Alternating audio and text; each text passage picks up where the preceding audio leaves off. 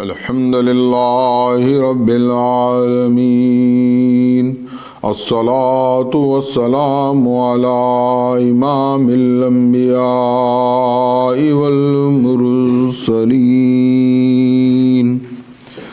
ثم الصلاة والسلام على إمام الأولياء الكاملين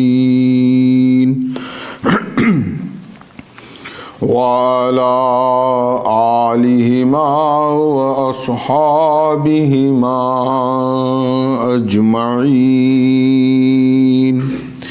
من يومنا هذا إلى يوم الدين. أعوذ بالله من الشيطان الرجيم. بسم الله الرحمن الرحيم. كلا بل تحبون العاجلة وتذرون الآخرة وجوه يومئذ ناظرة إلى ربها ناظرة ووجوه يومئذ ناظرة تظن أن يفعل بها فاقرة كلا إذا بلغت التراقي وقيل من راق وظن أنه الفراق والتفت الساق بالساق إلى ربك يومئذ المساق فلا صدق ولا صلى ولكن كذب وتولى ثم ذهب إلى أهله يتمطى أولى لك فأولى ثم أولى لك فأولى أيحسب الإنسان أن يترك سدى ألم يكن نطفة من مني يمنى فخلف ثم كان علقة فخلق فسوى فجعله منه الزوجين الذكر والأنثى أليس ذلك بقادر على أن يحيي الموتى بلى وأنا شاهد. اما بعد سورہ قیامہ کی آیت نمبر 20 سے آخر تک کی آیات کی تلاوت کی گئی ہے. سورہ قیامہ کا مضمون ہمارے اذہان میں محفوظ ہے کہ پروردگار عالم اس دن کو یاد دلا رہا ہے اور اس دن کا تذکرہ فرما رہا ہے. اور کلا بل تحبون العاجلہ یعنی انسان دراصل عاجلہ کا خواہشمند ہوتا ہے، عاجلہ سے محبت کرتا ہے. عاجلہ دراصل بمقابل آخرہ پروردگار عالم قرآن مجید میں استعمال فرماتا ہے. آخرہ جس کو ہم اردو میں آخرت بھی کہتے ہیں، یعنی آخرت کا ہم ایک مد مقابل ہے عاجلہ اور دوسرا ہے دنیا. اب آپ دیکھیں پروردگار عالم فرما رہا ہے کہ یہ جو تمہاری بحث ہے یا تمہاری گفتگو ہے کہ وہ دن کب ہوگا، کیسے مردے اٹھیں گے، کیسے قبروں سے نکلیں گے، کیسے رب ذوالجلال کی بارگاہ میں حاضر ہوں گے، یہ تمام چیزیں ہماری سمجھ کے باہر ہے.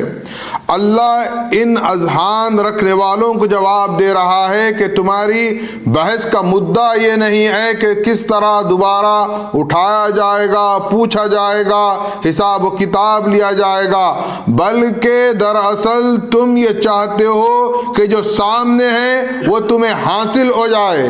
چونکہ عاجلہ سامنے کی شے کو کہتے ہیں جو انسان کے سامنے موجود ہوتا ہے۔ دنیا اس کی زندگی جو یہ زندگی گزار رہا ہے یہ اس کے سامنے ہے، اور وہ چاہتا ہے انسان کہ بس اسی کو حاصل کرے اور وہ اسی سے محبت کرے، لیکن اللہ چاہتا ہے کہ انسان آخرت سے محبت کرے۔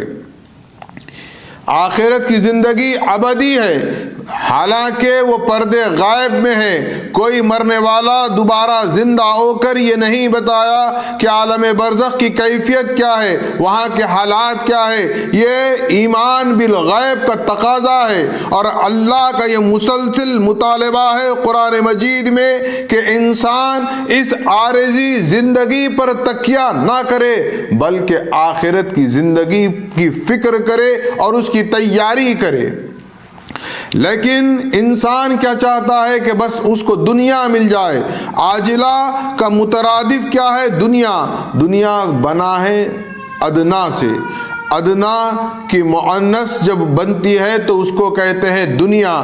دنیا یعنی ایک سامنے کی چیز، ایک حقیر سی شے ہے، لیکن انسان پوری طرح اسی میں منہمک ہے کہ کس طرح دنیا کو حاصل کرے، دنیا کو جمع کرے۔ جبکہ پورے قرآن کو آپ پڑھیں تو پورے قرآن میں پروردگار عالم نے جو انسان کو نصیحت کی ہے، جو تاکید کی ہے، وہ اسی بات کی کہ وہ دنیا اور عاجلہ کی فکر نہ کرے بلکہ آخرت کی فکر کرے۔ وہ مرنے کے بعد رب ذوالجلال کے دربار میں حاضر ہو کر کامیاب و سرخرو ہونے کی فکر کرے۔ اب آپ دیکھیں کہ ان دو آیات میں کلا بل تحبون العاجلہ وتذرون الآخرہ، اگر ہم اس پر تدبر کریں تو یوں محسوس ہوگا کہ خلیفۃ اللہ امام آخر الزمان مہدی موعود علیہ السلام کی تعلیمات کا یہی نچوڑ ہے کہ آپ نے کہا دنیا کی فکر مت کرو، دنیا ہیچ ہے، دنیا خراب ہے، دنیا کی محبت کو اپنے دل سے نکال دو، آخرت کی فکر کرو، آخرت سے محبت کرو۔ اللہ آخرت کا مالک ہے، آخرت کے مالک سے محبت کرو۔ گویا یہ سورہ قیامہ کی آیت نمبر 20 اور 21 اس بات پر دلالت کرتی ہے کہ مہدی موعود علیہ السلام کی تعلیمات عین قرآن مجید ہے۔ آپ نے کہا دنیا کے پیچھے مت پڑو، بلکہ جو دنیا کا مالک ہے، جو دنیا کا خالق ہے رب ذوالجلال، اس کی محبت میں سرشار رہو اور اسی کی طرف لو لگائے رکھو۔ اور پھر آپ دیکھیں کہ دنیا کے بعد سورہ دہر، اس کے سورہ قیامہ کے بعد سورہ دہر قرآن مجید میں ترتیب کے اعتبار سے آیا ہے، اور یہ سورہ قیامہ کا جوڑا ہے سورہ دہر۔ اس میں بھی اللہ رب العزت فرماتا ہے کہ انسان کو عاجلہ سے محبت ہے، یعنی جو شے سامنے ہے وہ صرف اسی سے محبت کرتا ہے۔ ان ہؤلاء یحبون العاجلہ ویذرون وراءہم یوما ثقیلا۔ اللہ اپنے حبیب سے فرما رہا ہے کہ یہ لوگ دراصل آخرت کو بھول بیٹھے ہیں، جو سخت دن ہوگا، جو بہت ہی مشکل دن ہوگا، اس کو انہوں نے بھلا دیا ہے اور اسی دنیا میں غرق ہو گئے ہیں، اسی دنیا کی محبت میں اپنے آپ کو سرشار کیے ہوئے ہیں۔ اور اللہ کیا چاہتا ہے، اللہ کا کیا مطالبہ ہے؟ سورہ قیامہ ہو جائے یا سورہ دہر ہو جائے، اللہ چاہتا ہے کہ انسان اس دنیا کی محبت میں منہمک نہ ہو جائے، بلکہ وہ آخرت کی طرف اپنی توجہ رکھے کہ اللہ کے پاس حاضر ہونا ہے اور اس کو جواب دینا ہے۔ بعد کی آیات دیکھیں، پروردگار عالم کا کلام ہے یہ قرآن مجید، اس کی یہ خوبصورتی کو سمجھیں۔ ہم قرآن معاذ اللہ صرف ایصال ثواب کی کتاب تک محدود نہ رکھیں، بلکہ قرآن دراصل ہمارے لیے بہت سے دروازے کھولتی ہے۔ اول تو ہمارے لیے عمل کی کتاب ہے، اور اس کا اسلوب دیکھیے، وجوہ یومئذ ناظرہ۔ اللہ فرما رہا، آپ دیکھیے، آپ ایک تفسیر لفظی ہوتی ہے، ایک کیمرے میں آپ تصویر کو ریکارڈ کرتے ہیں، ایک الفاظ کے ذریعے آپ تصویر کو بیان کرتے ہیں جس کو ہم منظر کشی بھی کہتے ہیں۔ پروردگار عالم سورہ قیامہ میں یوم حشر کی منظر کشی فرما رہا ہے، وجوہ یومئذ ناظرہ الی ربہا ناظرہ، اور جو لوگ مومن ہیں ان کی کیا کیفیت ہوگی۔ دیکھیے ہم بھی اس دنیا میں دیکھتے ہیں کہ اگر کسی امتحان کا نتیجہ آنے والا ہے تو وہ طالب علم جس نے امتحان اچھا لکھا ہے تو وہ پہلے سے مطمئن ہوتا ہے، اس کے چہرے پہ قسم کی مسرت ہوتی ہے اور اس کو اطمینان ہوتا ہے کہ وہ کامیاب ہوگا۔ لیکن جس نے امتحان اچھا نہیں لکھا اس کا ضمیر، اس کا دل مطمئن نہیں ہوگا، بلکہ اس کی کیفیت ہیجانی ہوگی، ایک مایوس کن ہوگی۔ اللہ اسی منظر کو یہاں پر بیان فرما رہا ہے، وجوہ یومئذ ناظرہ الی ربہا ناظرہ، اور جو بندے مومن ہوں گے وہ کیا کریں گے؟ اپنے رب کی رحمت کی طرف نگاہیں لگائے رکھیں گے، بلکہ کہا جاتا ہے کہ وہ رب ذوالجلال کے دیدار سے مشرف ہوتے رہیں گے۔ الی ربہا ناظرہ، اپنے رب کی طرف نگاہیں جمائے رکھیں گے، اللہ کو دیکھتے رہیں گے۔ یہ ان کا سب سے بڑا انعام ہے۔ آخرت میں بہت سے انعامات اللہ مومنوں کو عطا کرے گا، لیکن اس میں سب سے بڑا انعام کیا عطا کرے گا؟ اپنے دیدار سے مشرف فرمائے گا۔ الی ربہا ناظرہ، انسان مسلسل اللہ کے دیدار میں مستغرق رہے گا، مصروف رہے گا۔ اب آپ دیکھیں کہ اللہ رب العزت وہاں دیدار سے انسان کو مشرف فرما رہا ہے۔ اور یاد رکھے کافروں کے تعلق سے اللہ نے قرآن میں دوسرے مقام پر فرمایا، کلا انہم عن ربہم یومئذ لمحجوبون، کہ انسان جو کافر ہوگا اللہ اس کو حجاب میں رکھے گا۔ اب آپ دیکھیں الی ربہا ناظرہ، یہ سورہ قیامہ کی آیت ہے۔ سورہ مطففین کی آیت ہے، کلا انہم عن ربہم یومئذ لمحجوبون، اللہ کافروں سے حجاب رکھے گا۔ خلیفۃ اللہ امام آخر الزمان مہدی موعود علیہ السلام کا ارشاد مبارک ہے کہ جو یہاں کا اندھا ہے وہ وہاں کا بھی اندھا ہے۔ یعنی اس دنیا میں جس کو یہ جد و جہد نہ ہوگی، یہ تقدو نہیں ہوگی، یہ خواہش اور یہ تڑپ، یہ طلب نہیں ہوگی کہ میں اللہ کو دیکھوں، اور اللہ اگر اس اپنا فضل فرمائے تو اپنے دیدار سے بھی مشرف فرما دے، تو جو یہاں پر اپنی بینائی کو کھلا رکھتا ہے خدا کو دیکھنے کے لیے، مہدی علیہ السلام فرماتے ہیں وہ یہاں بھی خدا کو دیکھے گا اور اس دن یوم حشر بھی خدا کو دیکھے گا۔ اور آپ نے فرمایا جو یہاں کا اندھا ہے وہ وہاں کا بھی اندھا ہے۔ کلا انہم عن ربہم یومئذ لمحجوبون، اللہ وہاں پر اس کے اور اپنے درمیان حجاب رکھے گا۔ تو آپ دیکھیں کہ مہدی موعود علیہ السلام کی تعلیمات کتنی مغز سے بھری ہوئی ہے کہ آپ نے کہا کہ یہاں پر بھی اسی طلب میں زندگی گزارو۔ یہاں بھی اگر اللہ چاہے اس کا فضل ہو جائے تو اس کا دیدار بندے کو کرائے گا، اور اگر یہ تڑپ یہ طلب رکھ کر اس محشر میں پہنچو گے تو اللہ وہاں پر بھی تمہیں اپنے دیدار سے مشرف فرمائے گا۔ تو غور کریں کہ یہ تو مومنین کی کیفیت ہوئی، پھر اللہ کافروں کی بھی کیفیت کو بیان فرما رہا ہے۔ یظن ان یفعل بها فاخرہ، اور جو کافر ہوں گے وہ مایوس ہوں گے، ان کے چہرے پر اداسی ہوگی۔ اور پھر یہاں کے بعد پروردگار عالم کہتا ہے کہ آپ قیامت کس نے دیکھی؟ کوئی دعویٰ نہیں کر سکتا۔ قیامت کے آثار، نشانیاں، علامتیں قرآن اور احادیث کے ذریعے لوگ بیان کرتے ہیں، لیکن روئے زمین پر کسی نے قیامت نہیں دیکھی۔ لیکن یہ قیامت کبریٰ ہے، اللہ نے قیامت صغریٰ ہر انسان کو دکھائی ہے۔ ہر انسان اس سے دوچار ہوتا ہے، ہر ایک اپنے سامنے قیامت صغریٰ کے منظر کو دیکھتا ہے، ہر ایک پر قیامت صغریٰ کی کیفیت گزرتی ہے۔ اب اس کیفیت کو اللہ یہاں پر سورہ قیامہ میں ذکر فرما رہا ہے کہ جب انسان پر نزا کی کیفیت طاری ہوتی ہے. قیامت صغریٰ کیا ہے؟ قیامت صغریٰ اس کی اپنی موت ہے. جب انسان مر جاتا ہے تو قیامت اس کے لیے تو قائم ہو گئی. خود حدیث رسول مقبول صلی اللہ علیہ وسلم ہے، من مات فقد قام قیامتہ، جس پر موت قائم ہو گئی اس پر گویا قیامت قائم ہو گئی. اب مرنے کے بعد کیا کوئی اٹھتا ہے، دیکھتا ہے، جیتا ہے، گزارتا ہے؟ نہیں، ختم، زندگی ختم. گویا اس کے لیے قیامت ہے. وہ جو عظیم سا، جو بڑی قیامت ہے وہ تو آئے گی آنے کے وقت، لیکن قیامت صغریٰ موت کی طاری ہو گئی.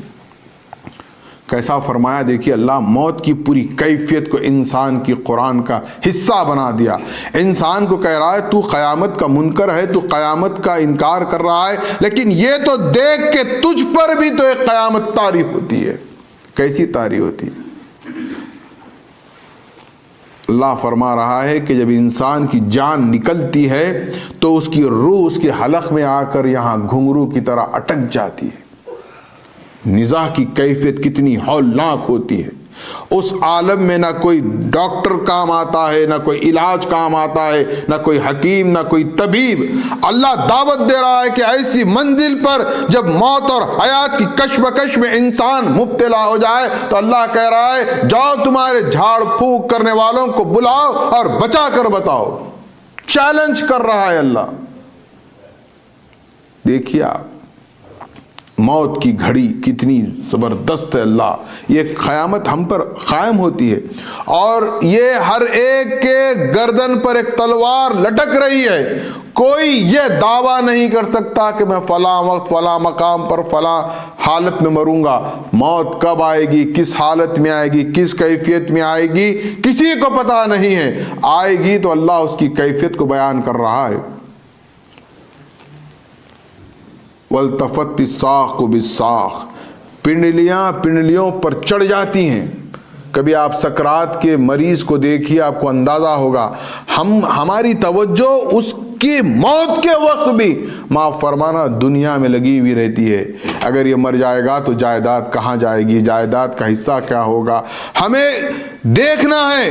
والتفت الساق بالساق، اللہ فرما رہا ہے کہ پنڈلی پنڈلی پر چڑھ جاتی ہے. کیا دردناک منظر ہوتا ہے. جسم کی روح اس کی حلق میں آ کر اٹک جاتی ہے، نہ وہ روح کو اپنی اندر لے سکتا ہے نہ باہر نکال سکتا ہے. اور اس عالم میں اللہ اس موت کے منظر کو بیان فرما رہا ہے. والتفت الساق بالساق الى ربک یومئذ المساق، اس دن ہانکا جائے گا، سب کو اللہ کی طرف دوڑایا جائے گا. کیا منظر ہوگا دیکھیے آپ. موت کے بستر سے اللہ پھر محشر کی طرف لے کر چلا گیا اس قرآن میں، اس سورہ مبارکہ میں، کہ موت کی یہ حالت ہوگی، یہ کیفیت اتنی دردناک ہوگی، اس سے کوئی بچ نہیں سکتا. پھر کیا ہوگا؟ وہاں پر اس کو حاضر کیا جائے گا. الی ربک یومئذ المساق، وہ ٹھکانہ ہوگا، وہاں پر اس کو پہنچنا ہوگا. اب دیکھیے آپ، اس کے بعد پلٹ کر پھر اللہ انسان کی زندگی کی کیفیت کو بیان کر رہا ہے. فلا صدق ولا صلی، یہ متکبرین کی کیفیت ہے کہ فلا صدق ولا صلی، نہ انہوں نے محمد الرسول اللہ صلی اللہ علیہ وسلم کی رسالت کی تصدیق کی اور نہ ہی نماز ادا کی. تصدیق کے ساتھ اللہ نے اس آیت مبارکہ میں نماز کو شامل کر دیا کہ جیسے ہی کلمہ پڑھیں ان پر یہ فرض ہو جاتا ہے کہ وہ نماز بھی پڑھیں. لیکن کیا کرتے ہیں؟ وَلَكِنْ كَذَّبَ وَتَوَلَّى، جھٹلا دیتے ہیں، انکار کر دیتے ہیں اور تولّا، منہ پھیر لیتے ہیں. ثُمَّ ذَهَبَ إِلَىٰ أَهْلِهِ يَتَمَطَّىٰ، اور بہت ہی مغرورانہ انداز میں اپنے اہل خانہ، اپنے خاندان، اپنے قبیلے کی طرف لوٹ کر چلے جاتے ہیں. اب اللہ پوچھ رہا ہے اَيَحْسَبُ الْإِنسَانُ أَن يَتْرُكَ سُدًى، کیا تم یہ خیال کرتے ہو کہ ہم تم کو یوں ہی چھوڑ دیں گے؟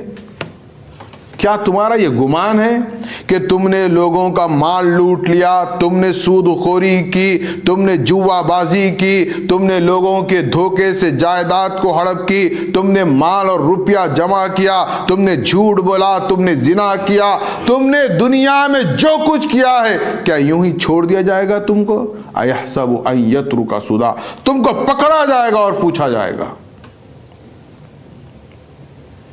اولا لک فاولا، دیکھیے آپ ترتیب دیکھیے، اولا لک فاولا ثم اولا لک فاولا۔ اولا کے کیا معنی ہے؟ اس پر بہت سی بحثیں کی جاتی ہے کہ اولا کے کیا معنی ہیں، لیکن میں سمجھتا ہوں اولا کے معنی یہ بہتر اور مناسب ہیں کہ برباد ہو جانا، بربادی کا ذکر کر رہا ہے۔ یہ دراصل وائل جملے لفظ کا مقلب ہے، اس کو الٹا بیان کیا گیا ہے۔ اولا لک فاولا، قرآن مجید میں ویل للمطففین آیا ہے، سورہ مرسلات میں ویل للمکذبین بارہا آیا ہے۔ اولا لک فاولا ثم اولا لک فاولا۔ اب دیکھیے کیا بربادی ہوگی، اللہ فرما رہا ہے برباد ہوگا، برباد ہوگا، پھر برباد ہوگا۔ کیا تکرار ہوئی؟ تاکید ہے، بربادی ایک مرتبہ نہیں، برباد در برباد در برباد، کتنی مرتبہ برباد۔ پھر اس کے بعد اللہ کیا فرمایا؟ تم اس گمان میں ہو کہ میں کیسے جلاؤں گا، کیسے اٹھاؤں گا، میں کیا کروں گا۔ اب دیکھیے آپ، قرآن کا ایک معجزانہ، اس کی ایک کیفیت، ایک شان ہے۔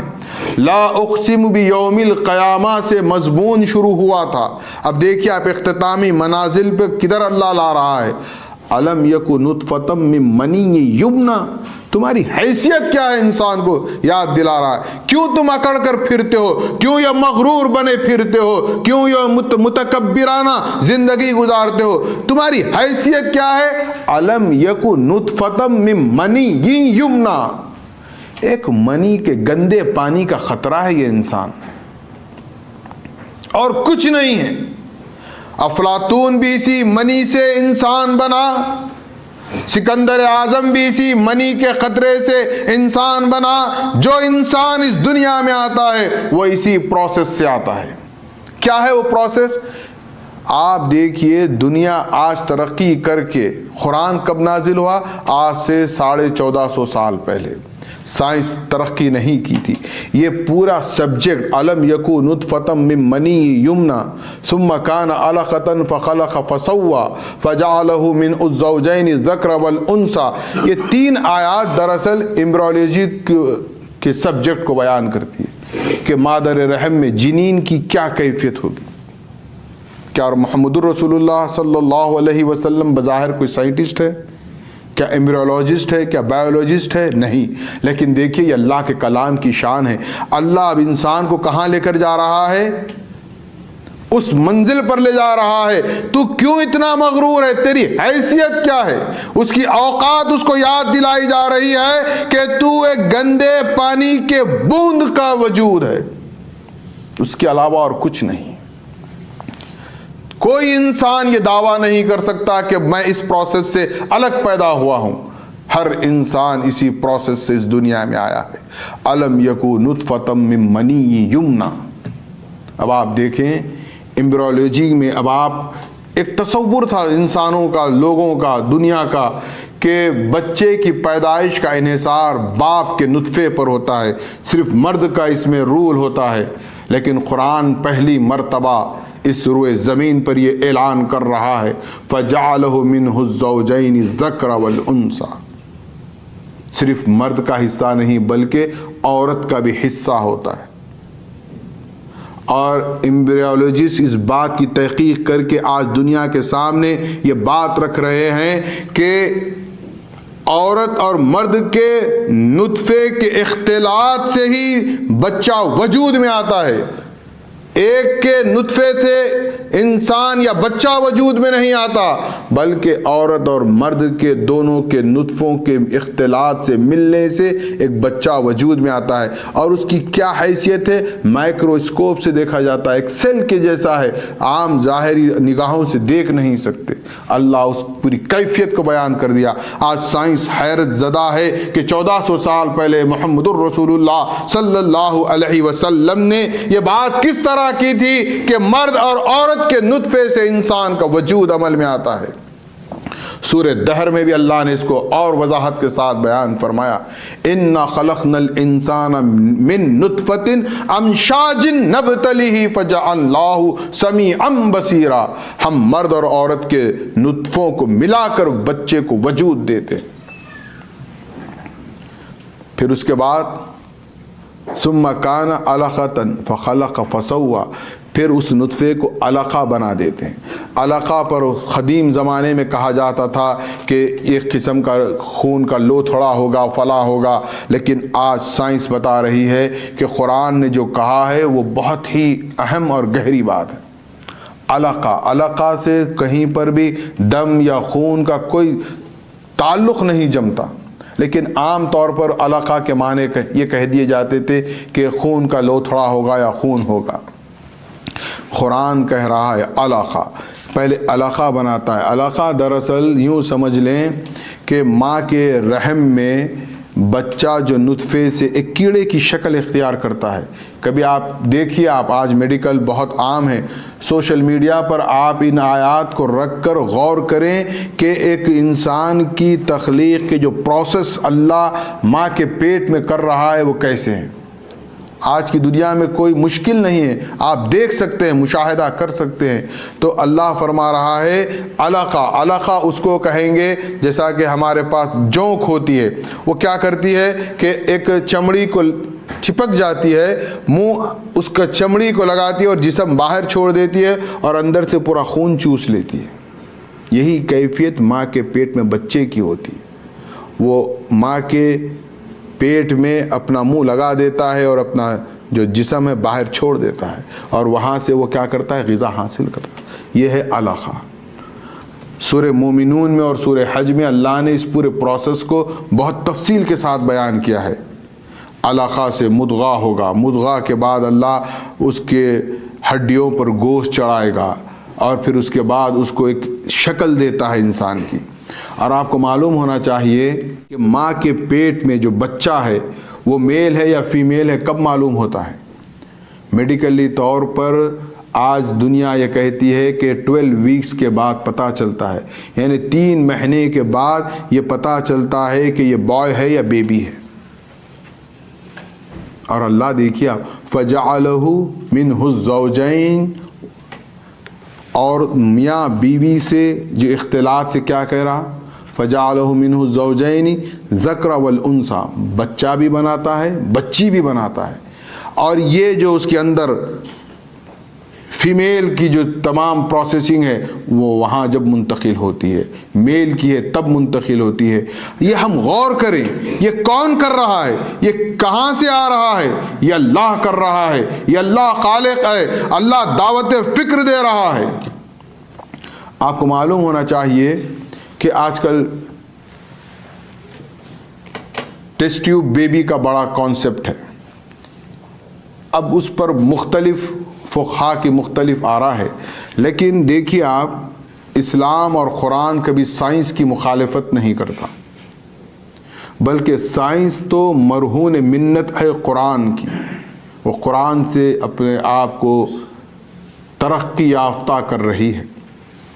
اب یہ ٹیسٹ ٹیوب بیبی کے بارے میں یہ مسئلہ یاد رکھیں کہ اگر میاں اور بیوی دونوں نکاح میں ہیں اور کسی وجہ سے چونکہ جو مرد کا نطفہ ہے اس کی پروسیس عورت کے نطفے کے ملنے میں رکاوٹ ہے، تو اس صورت میں ٹیسٹ ٹیوب بیبی کی اجازت ہے کہ میاں اور بیوی دونوں نکاح میں ہو اور ان کا دونوں کا اسپمس ملا کر پلانٹ کیا جائے، جس سے پھر بچہ وجود میں آئے۔ ایسا نہیں ہے کہ کوئی اور طریقے سے کر لے۔ ہاں، یہ بات البتہ غیر اسلامی، غیر شرعی ہے کہ مرد کوئی اور ہو، عورت کوئی اور ہو۔ ایسا اگر کرتے ہیں تو اس کو شریعت نے منع کیا ہے۔ ہاں میاں بیوی ہے، نکاح میں ہے، کوئی میڈیکل وجہ کی سے ان میں یہ پروسیس نہیں ہو پا رہا ہے تو یہ ٹیسٹ ٹیوب بیبی پلانٹ کیا جا سکتا ہے۔ اب آپ دیکھیں کہ یہاں پر اللہ نے انسان کی پیدائش کی پوری کیفیت کو بیان کر دیا، اس کے بعد ایک سوال کر رہا ہے اللہ کا کلام ہے، الیس بقادر علی ان یحیی الموتى، کیا اب بھی تمہیں یقین نہیں ہے؟ کیا تم اب بھی کہو گے کہ میں مردے کو زندہ نہیں کر سکتا؟ اب آپ دیکھیں اگر اس کو ہم بہت ہی سمری کے طور پر بیان کریں، سورہ قیامہ کا پورا موضوع کیا ہے؟ آخرت، قیامت، اور پھر اس کے درمیان کیا کیا؟ انسان کی موت کے منظر کو بیان کیا، اور پھر انسان کی تخلیق۔ چونکہ اب انسان نہ زمین بنتے دیکھا، نہ آسمان بنتے دیکھا، نہ کہکشاں بنتے دیکھا، لیکن انسان یہ تو دیکھتا ہے دو چیزیں۔ ایک کیا دیکھتا ہے کہ کسی پر جب موت طاری ہوتی ہے تو کیا کیفیت ہوتی ہے، اگر وہ موت کو سمجھ لے تو گویا وہ قیامت کو سمجھ جائے گا، اور اسی طرح اگر وہ بچے کی پیدائش کے پروسیس کو سمجھ لے تو گویا وہ پوری تخلیق کائنات کے پروسیس کو سمجھ جائے گا۔ یہ قرآن ہمیں بہت سے ناحیوں سے، اس سورہ مبارکہ پر جتنی بات کی جائے کم ہے، ہم بس یہ چاہتے ہیں کہ کم سے کم ہمارے اذہان میں یہ بات پہنچ جائے کہ ہم قرآن والے ہیں، اور مہدی علیہ السلام نے جو پیغام ہمیں پہنچایا ہے وہ عین قرآن مجید کے مطابق۔ اب آپ اس پورے سورے میں دیکھیں، آپ 4 آیات آپ کو یوں لگے گا کہ موضوع سے الگ ہے، جس میں اللہ نے قرآن کے متعلق گفتگو کی ہے۔ لا تحرک بہ لسانک لتعجل بہ ان علینا جمعہ فاذا قرأنا فاتبع قرآنا ثم ان علینا بیانا۔ یہ دراصل غیر موضوع نہیں ہے، اسی مضمون کا ایک جز ہے، ایک اہم ہے کہ یہ تمام چیزوں کی دعوت کہاں سے آ رہی ہے؟ قرآن سے آ رہی ہے، اور قرآن کی حفاظت۔ ہمارا یہ عقیدہ ہونا چاہیے اول کہ قرآن جس طرح قلب محمد صلی اللہ علیہ وسلم پر نازل ہوا ہے من و عن، اسی طرح آج تک محفوظ ہے۔